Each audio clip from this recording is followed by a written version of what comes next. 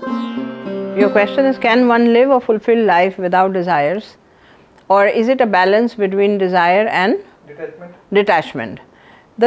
Actually, in your question there is a path. In this question itself there is a path, that one cannot be desireless by choice, because desires are coming unconsciously from inside.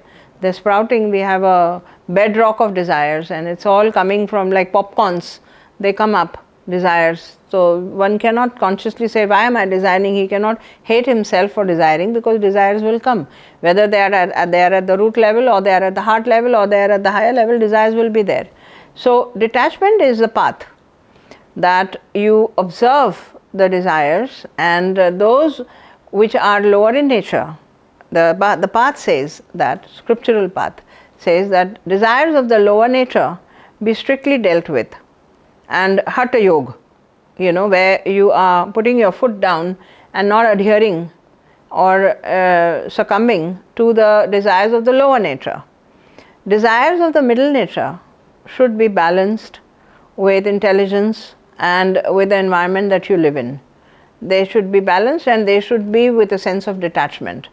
That means you work to fulfill these desires and learn to surrender and be detached to the outcome of the desire. This is the path of karma yoga, which is recommended. And at the third level, a person, when he follows this path, then you are not building more karmas. And when you follow this path of doing what you want to do, per se the desire, and surrendering the desire. So these desires that you are doing or entertaining are not of the lower nature. They are either of the middle nature, which middle nature means that of worldly success, means that of abundance, prosperity, achieving certain status in the society, etc., or of the higher nature, which means that being spiritually advanced, etc. So these two are and can be entertained, and a perfect balance can be achieved, that I am working towards fulfilling desires, yet I am surrendering this each moment, and slowly I am getting detached. I am not attaching to the outcomes. In this process, in living this path, there will be minimizing of desires. The desires automatically die down, and desirelessness can come as a natural nature in some lifetime.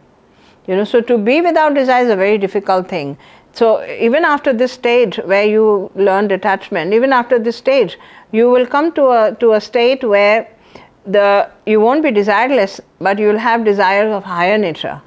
That means to have experiences with God, have better connection with God, to appreciate, admire nature, to travel, to be in close contact with nature, with forces of nature, and experience that what you call God and energy. This is also desire.